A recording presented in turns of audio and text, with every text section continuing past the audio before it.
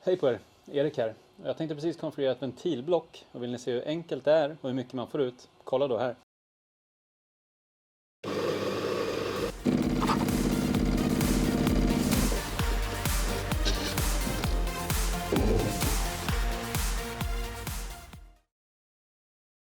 Nu tänkte jag konfigurera ett ganska litet och simpelt ventilblock. Först väljer jag antal stationer eller staplar på blocket och grunddata såsom portstorlekar och positioner. Efter detta då väljer jag ventilerna där man tar en station eller stapel i taget. I detta fall väljer jag en tryckbegränsare och en riktningsventil på min stapel.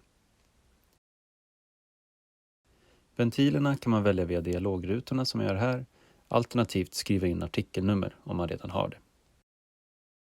När alla ventiler är valda saknas det bara att välja pluggar. Sen är blocket konfigurerat tillsammans med dokumentationen. Tjena Erik, Tja. det börjar nu. Ja men grymt, jag är precis klar. Ja men vad bra, toppen.